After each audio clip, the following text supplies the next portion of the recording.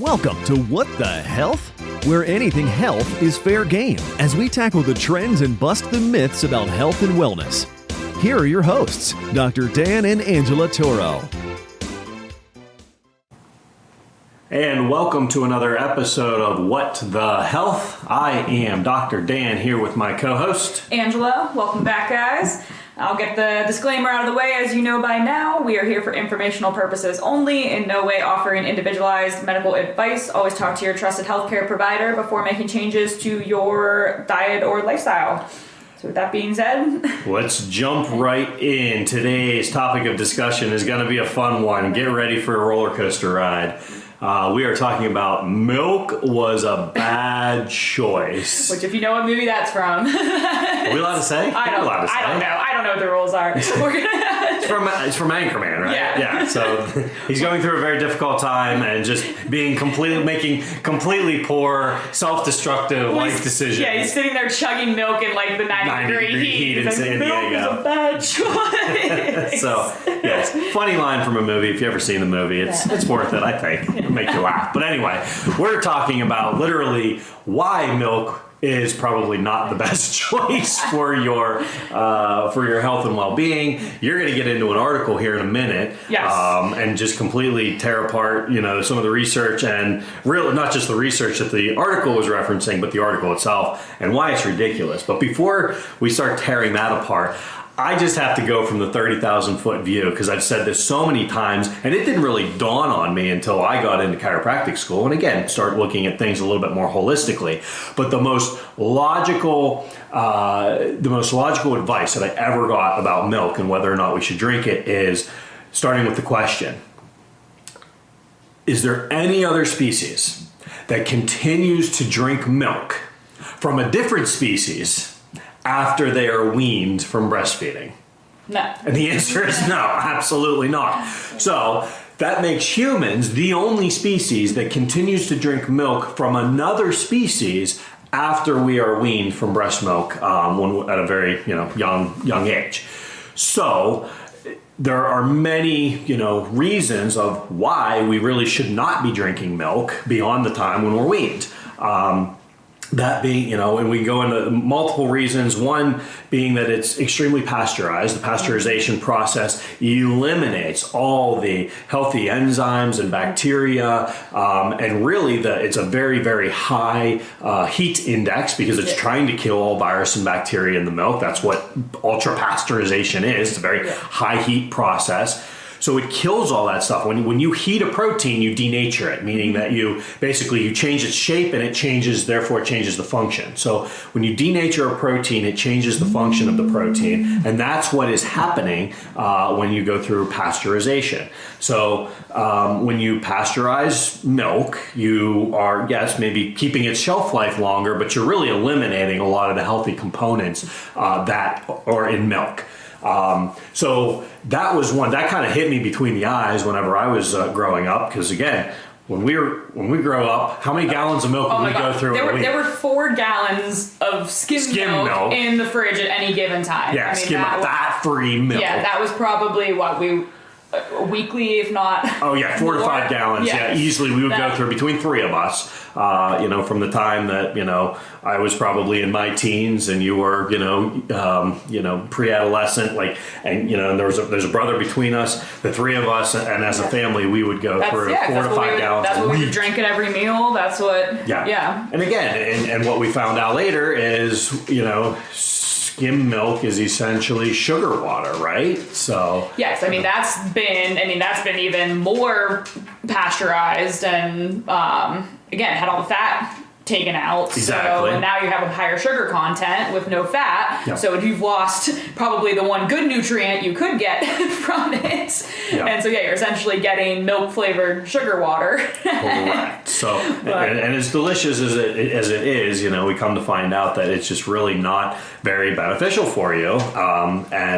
We're just looking at other alternatives. So I stopped drinking milk, years ago. Probably I don't think I have drank milk regularly since I was in college. I was gonna say I can't think of the last time I had just like a glass of milk. And so fast forward today, because a lot of parents then ask me, it's like, well, what do I feed my kid? Because don't they need milk to have a lot of calcium and strong bones? And again, I go back to, well, in the example of my own children, my children don't drink milk on a regular basis. Now, again, they all breastfed up until about 3 years old. But my kids do not drink milk beyond that, with an occasional exception of like, hey, we're going to get, a half gallon to have with, have with a dessert or something, because Aaron's cooking with it. But we really don't drink it. So it's like, well, Dr. Dan, what do I take for calcium? And, I always use the example, well, let's look at some other animals in the animal kingdom who have really strong, musculoskeletal systems. Let's look at a horse, and farmers would say, you could, hit the horse on the ass with a shovel and it would not break a hip, right? Or do that to a cow and it would not break a hip. I wouldn't recommend doing that. Don't do that. I would not. But you could. You're not going to break their bones. They might break yours. And they don't drink milk beyond, breastfeeding from their mothers. Yeah. So, this idea that we need milk to grow strong bones and to get our calcium is just really a fallacy. Yeah. Because we should be getting it from, healthy greens. That's where a large consumption of our calcium comes from, or should be coming from. But this idea that you need to drink milk to get calcium is really a fallacy. And we're the only species that, again, continues to drink milk from a different species after we're weaned. So with that being said, if you do consume a lot of milk or dairy, especially pasteurized stuff, from personal experience, and there's research showing that you can actually have you can be more sensitive. More allergens. Yes. Stuffiness, gosh, mucus, I remember runny nose. I remember when I was probably an undergrad when you were in chiropractic school, right? Or maybe I was still in high school. I don't know. I would. But I remember, I had chronic sinus infections growing up, and this is obviously when you started getting into you crazies, what are you doing? And I remember the one time you were like, well, stop drinking milk, and I was like, okay, whatever. You crazy brother. You crazy chiropractor is like, what the heck does drinking milk have to do with a sinus infection? And it wasn't until years later I actually had a massage therapist that was like, yeah, she was massaging kind of my sinuses and stuff. And she's like, do you do a lot of dairy? I'm like, not a lot. She's like, cut it out completely for a couple weeks and just see. And it was unreal, the difference. Life-changing. And to this day, I don't do, again, I don't really, unless it's something that somebody else prepared. I don't keep cheese or milk or I don't think I have anything dairy in the house. And it's not that I'm lactose intolerant. It's not that I can't eat it. Yeah. It's just that I don't do it on a regular basis. I feel better when I don't. I feel less inflamed. I feel less stuffy. I personally noticed a huge difference with it. And it is. It's incredibly inflammatory. It can really mess up your gut. Yep. Which is funny because people think, some dairy, they think of that like probiotic. Oh, well, isn't it good for the? Yeah. Isn't it good for the gut? But and that goes back to what we just discussed. And I had a very similar experience, by the way. Yeah. When I cut the dairy, specifically the milk out, that's when I noticed a huge improvement in my sinuses, my itchy, watery eyes, especially when the seasons changed, just completely melted away. And I don't get irritated in my eyes, my nose, sinuses anymore. It just doesn't happen. So if we look at what is causing that inflammation, going back to that pasteurization, you're changing the chemical makeup, you're changing the protein content. Yeah. So now you're having these proteins that are denatured, right? They've changed their shape, so the body doesn't necessarily know how to, because it's not a natural protein anymore. It's changed by heat. So now the body's getting all of these artificially altered proteins, and it doesn't know what to do with them. Yeah. So now they just kind of float around in your bloodstream, and the body's on high alert. Your immune system starts to recognize these foreign proteins, and so you have an immune response. Yeah, and essentially, the same like an allergy response. Correct. Like it's very similar to that histamine. Yes, the histamine response. That's absolutely correct. So, which for the histamine response, that's when you're having allergies. That's why the allergy medications are antihistamines. Yes. Trying to suppress that histamine response, which is your body fighting off whatever that allergen is, that irritant. Yes, histamines are released by a type of white blood cell, which is part of the immune system. What makes you feel itchy and sneezy and all those fun allergy side effects. Yes, but again, it's a natural, normal immune response released from eosinophils, which are a type of immune cell, and they release histamines, and that's your body trying to recognize that there's a foreign invader, and it's trying to use those histamines to label and target those proteins so that it knows it can recognize them and then come and eat them up and destroy them and recycle them. So that's your body's natural, normal immune response. Now, flip that back to the only time that I would say that milk could be a positive, and there is some, documented success of people actually improving allergies or improving their immune system by drinking raw milk. Okay. Because if you're drinking raw milk straight from a cow or a goat, it has all of the immune, the good, healthy immune, proteins and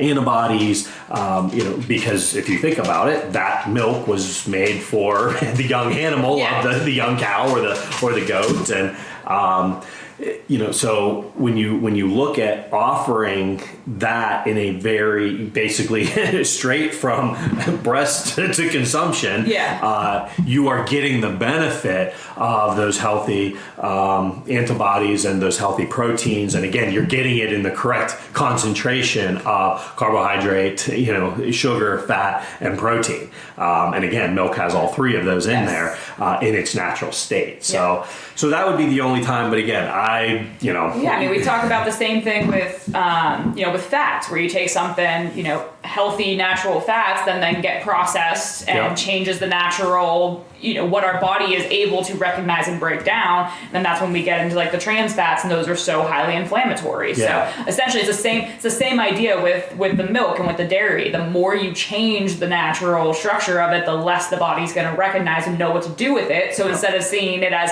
oh, hey, this is a nutrient, this is something that's good for me, it's seen as, whoa, foreign invader, this is something I need to fight off. And so you can have that response to anything. That's why we were seeing, you see these like food intolerance tests and food allergy tests and things like that, because again, food in this country is becoming less and less food more every chemical. day. So it's just, that's why we're going to continue to see this increase. And really, this whole podcast was prompted because, so if you're sitting there like, wow, why they're really fired? Yeah, they're really fired up about this milk. So you should have heard us before we started. If you've been on, Facebook or any social media in the last month, you've probably seen, it's popped up probably at least 3 or 4 times that I've seen, a news article from May 2023. I think it was a CNN article. And the title was, quote, "Milk is a better drink for hydration than water. Study finds." Oh, Lord. So the study, milk is a better drink for hydration than water. Study finds. And I'm like, without even reading the article, I'm immediately irritated. So I read the news article quickly when it first came out, and then when we were talking about doing this podcast, I'm like, you know what? I want to see what is the study that found, and again, because research background, I'm like, you got to go to the research, you got to critique the research. So I go in, I find, they have linked to the study, so I click. It is, so again, this news article was just in May of 2023. Yep. The study they are referencing is a randomized control study from the UK from 2016. It was published in 2016. So the research was done in probably 2015 with the preliminary. 14. I saw 2014. 14. Okay, I was going to say, and with the preliminary, they've probably been working on the funding for it since probably the early 2010s. So we're talking a decade and change that ago. And again, from the UK, so right away, everything not over the there. Same as the US. Yeah, everything over there, less processed. And then again, I'm like, so I pull up the name of this study. Again, the news article, "Milk is a better drink for hydration than water. Study finds." Sponsored by the dairy. That's right. The name of the research study that they are referencing, a randomized trial to assess the potential of different beverages to affect hydration status. Development of a beverage hydration index. Has absolutely nothing to do. Did anyone hear the word milk? Nope. In that? Nope. And then conclusion. I was like, okay, well, maybe something good. Conclusions, BHI, which is what they call the Beverage Hydration Index, may be a useful measure to identify the short-term hydration potential of different beverages when ingested in a euhydrated state. Wow. I didn't hear the word milk. Nope. I'm not hearing. So just again, that was just looking at the title of the article and the abstract. Yep. I'm quickly realizing, okay, this clearly was not a study about milk. They're nowhere exclaiming that, or proclaiming that milk should be your drink of choice. Now, again, they do go into, without going too much. We can link the study if anybody wants to look into it themselves. Yeah, if you come from a research background, definitely go check it out. Because essentially, we were sitting here looking through this before we started recording, and really, again, they were looking at a wide range of types of drinks. It was it's a randomized trial, so we've talked in other podcasts about the difference between research and then being able to generalize that. And the thing with research, the more controlled the research, the more the more accurate the more you have control over, so the more you know what you're testing is affecting what you're looking at. Yeah, and the more you're trying to isolate the variable. Yes, but the less generalizable it is. Correct. Because essentially, so for a randomized trial, there's a lot of control. This was done in a control setting. There were a lot of factors that they were looking at and controlling for, which is great. But we don't. So yes, in this study, milk was full fat and skim milk and an oral rehydration solution. So essentially, an electrolyte rich. Yeah, which probably solution. had sugar and electrolytes in it. Yes, those were the three things that they found with this beverage hydration index. Hydrated significantly, when I say significantly, statistically significantly more than still water, which was the comparison. In the short term. The short term, yes. Nothing immediate in the first 1 hour, but in 2 to 4 hours post. Yes. That's what they found. In the short term, in this very controlled setting. But then let's also go into that, because this is the other discussion that we talked about. Yeah. And again, this is where you have to dial in. How is the body actually functioning versus what are they measuring? Exactly. Because they were measuring essentially the volume of urine output. After you drank these certain beverages. Oh yeah, certain amount of beverage over a certain time. And then they were testing. Yeah, so that was controlled, and they were basically measuring the participants' excretion of urine after a certain amount of time with each one of these different drinks. Now, they were then claiming that less urine output would have been reflective of better hydration. Mm-hmm. The challenge with that, just right there off the top, is that water can be in two places in your body. It can be in your cells or outside your cells, okay? So it could be, or it can be in your digestive tract, which actually in your digestive tract is actually outside of your body. It has not gotten into your bloodstream yet. So you can have, if you do not have water that gets into your cells, it is useless to your cells. Yes. Okay. So it is not measuring, water, whether it's, increased actual, volume or hydration of the cells. It could be in the interstitial fluid. It could have remained in the blood, as water. It could have remained in the digestive tract and not actually even gotten into your system yet, based on how quickly or rapidly, the body uptake of that fluid in the digestive tract happened. And the majority of your water intake happens in the small intestine, so it goes through the stomach into the small intestine, and a lot of how rapidly water gets into the bloodstream has much to do with how already hydrated you are. Yeah. And that's something that they can't actually control for. What they tried to do is say, hey, we want you to drink this much fluid before you come in, which they did. They said an hour before you come in, we want you to drink this much fluid. And then they told everyone, well, we want you to void your bowels and your bladder before you then take the test drink. Yeah. Well, we talked about this beforehand. You were like, I was like, that's a superpower I want, is to be able to avoid my bowels bowels on command. Most of us can say, okay, go into the bathroom and you could, you can at least excrete a little bit of urine. Yeah. But to say, oh, go in and void your bowels, so you may have had half the participants void their bowels versus not void their bowels. And again, that's not exactly. Are you tracking how regular? Because again, if that's absolutely going to affect the hydration state they're coming in. If one of those participants, if one of those participants went on a binge and was drinking a lot of alcohol the couple days before, they could have been significantly dehydrated leading up to the study, and then all of a sudden, now all of a sudden their body's holding on to this stuff. Yeah. I don't know if medications. I didn't see if medications were taken into account. Well, the amount of medication that you're on and what you're taking has a significant impact on that hydration status. And these are all things that I think they tried to account for some of that, but I didn't even get into the details. But these are the things that just Angela and I are trying to bring to light, that you're taking a study that's trying to, And this was a worthy study. Development. Yes. In the title, development of the beverage hydration index.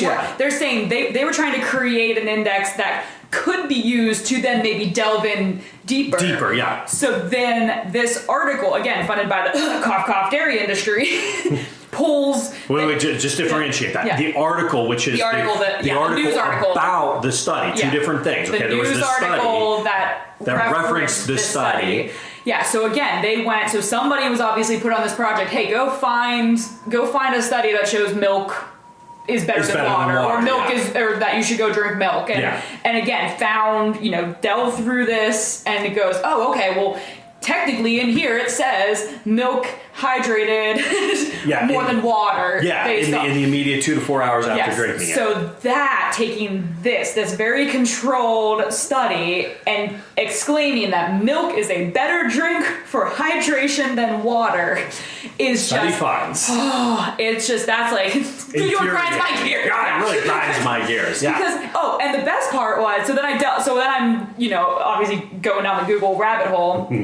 I find a similar article, so also from CNN, from 2019, with a similar title about, milk's hydration status. They referenced the same article, the same study from 2016. So again, we have now referenced this study twice, but published 2 separate news articles about it. Yeah, 4 years apart. And still referencing research that's a decade old, so clearly there's nothing newer that's come up that we could be linking. So and all they're doing then is just recycling that news article around so that it scrolls through your social media feed. Because they know by putting those words, study finds, people are going to go, oh, see, research. Yeah. Milk is good for me. I'm going to go drink milk after my workout. I need to go do that. So it's just really comes back to that, as we talk about all the time, being an informed consumer. Because it's, like I said, that's popped up on my news feed I don't know how many times, and it would be so, again, it's good clickbait. It would be easy. The news article itself is very easy to read, but without actually going back to that research and understanding what it's really saying. And again, maybe in the short term, I learned that in my, in my master's, that milk actually is used a lot for high endurance athletes. Chocolate milk actually is one of the best post workout, because it has the electrolytes, it has the sugar, it has everything that you need to replenish. Yes. But that's again in a controlled environment, high performing athletes who are working out hours upon hours a day. And even the news article. So again, the news article, if you read through that, even said the average person doesn't have any difficulty staying hydrated throughout the day. So you're talking about, there's 3 levels here. You could read the article, the title, and go, oh, there we go, milk's better than water, there we go. You could actually be one of the few who click on the article and read the article, and then if you read in there, you'd be like, okay, yeah, I see what they're saying, milk could be good, but, they're also saying the average person probably has no problem staying hydrated. And then you could be the crazy person like me, which I'm sure is even less, that actually click on the study, go to the research, and read the research. So it's just so important to really, especially in this day of social media, where you can literally go find anything. Yeah. You could go type in anything and you'll find somewhere somebody. You can prove. Yeah. Mm-hmm. So you really have to be careful, because again, in this country, I mean, people are trying to make money. The food industry wants your money. The food that is available, they say it's like, don't quote me on this, I'd have to find the exact numbers, but it's something where like over the last couple decades, the increase in the number of products available it's like 80% more. It's like some ridiculous astronomical increase. So it's not because we have a need for that many more products. We don't have, it's not like our biology has changed and all of a sudden we need these protein bars and snack bars and all this different stuff. It's just marketed. It's just the products were created and the people want your money, and that's again, we talked about breakfast is the most important meal of the day. That was Kellogg's that came up with it. That was that was people trying to sell you milk and cereal. That's where that came from, and people were like, oh, breakfast is the most important meal of the day. Says who? Says who? Says the people trying to sell you breakfast cereal and milk. So it's just really, really important to make sure that you're being informed consumers, because at the end of the day, these people want your money. They don't care if you're healthy. They really don't. It's sad. It's the sad truth. Yeah. They want your money, and they do. They're incredible marketing teams that do a great job of getting it. Yeah. Well, and so again, it just goes back to what we always talk about: become your single greatest health advocate, and you can do that by listening to these podcasts, this information, and having health professionals on your team that you can trust, and they have experience working with patients and individuals like yourself who can you can take that information as from studies, putting it into clinical practice and say, hey, what makes sense, what doesn't make sense in terms of how my body is actually functioning, and putting in a plan that actually makes sense for you and your health goals, not just clicking a title and going off of, well, I guess I just need to drink more milk. Gotta go stock up on milk. All right, let's do it. So obviously there's been a decline in milk sales lately that prompted that article to come out. So, time to repost it. Well, our eggs bad or good today? The